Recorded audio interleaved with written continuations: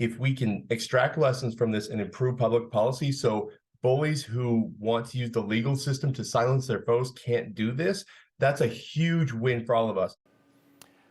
That was last November at the conclusion of one of Idaho politics' favorite, or rather most bothersome, Twitter beef.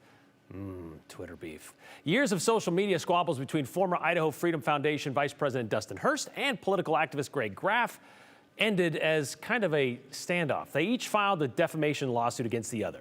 Then the judge determined neither had merit, and both sides accused the other of, well, SLAPP, and it stands for Strategic Lawsuit Against Public Participation. In layman's terms, SLAPP is when you file a nonsense lawsuit to silence and intimidate a political opponent. But a new piece of legislation wants to stop SLAPP by letting the defendant ask the judge to toss a frivolous lawsuit and save everyone time and money. Here's Andrew Barline. For years in the making, there's been a loophole in Idaho's legal system. One of only 18 states without any anti-SLAPP protection.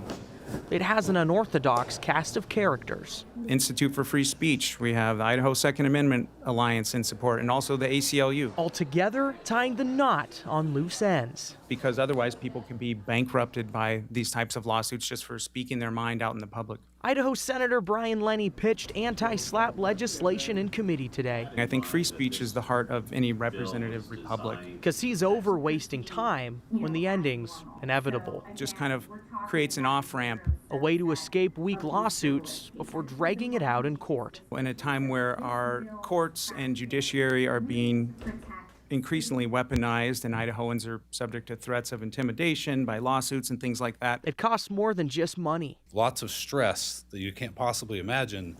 But still raising the question in committee.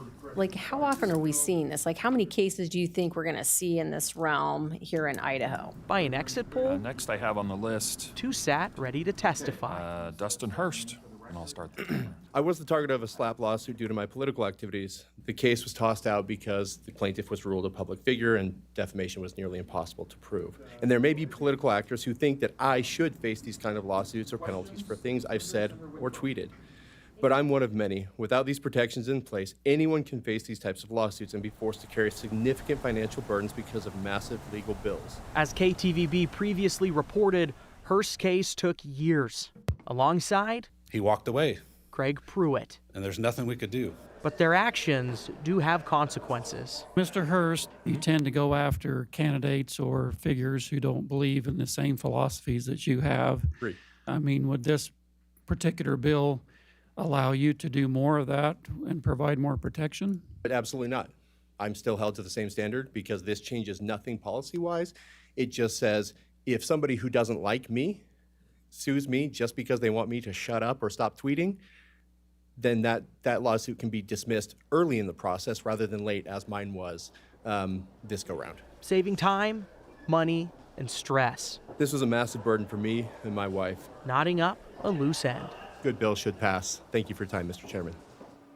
The committee took a vote by voice, so it's unclear exactly who voted against that motion. There was 2, maybe 3 lawmakers against that do pass recommendation. It did pass committee. It is going to the Senate floor. Many seem to like the idea, but the exact language of the bill tied them up a little bit. There are lawyers in that committee, Brian. Yep. Senator Ruchte kind of looking through the language of it. Again, I don't know how he voted. I think he ended up supporting it, but saying, like, this is hardly English. This is really? very thick legal language.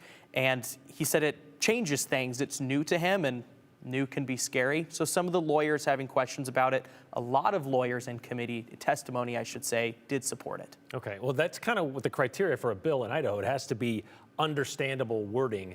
That's the way it has to be written. That's kind of how this has to work. So I wonder if that's going to run into any sort of problems later on. It's a piece of legislation. It's a template that's been used in many other states, and it seemed people on both sides of the aisle respected the institution that did write it as well. So that might have helped too. The template, because Idaho at this point is one of those few states that doesn't have an anti-SLAPP. One of 18. bill. Yep. All right. Thanks, Andrew.